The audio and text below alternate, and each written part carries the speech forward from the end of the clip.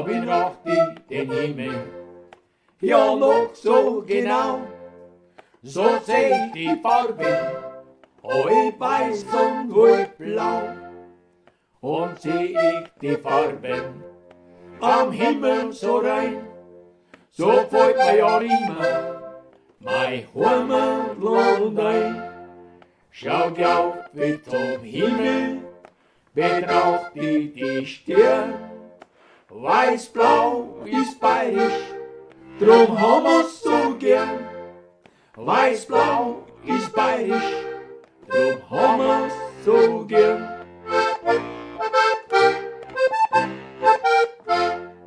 Wenn ich drunter auf der Wiesen am Bachel dort steh und drinnen im Wasser ein vergissmeinnicht seh, oh wie Silberperlen, noch drauf liegt der Tau, so wunderlich blitzen, halb weiß und halb blau.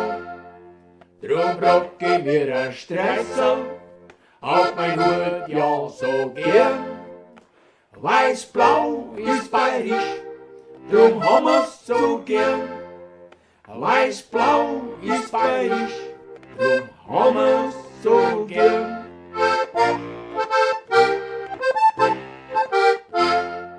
Ja, wie hat sich das Weiß-blau in den 70er Jahren so sehr bewiesen, bei so großer Gefahr, als Deutschland vom Feinde so sehr war bedroht, war Bayern ganz sicher der Freund in der Not. Drum ruft jeder Bayer von nah und von fern, Weiß-blau ist bayerisch, drum haben wir's so gern. Weiß-blau ist bayerisch, drum haben wir's so gern.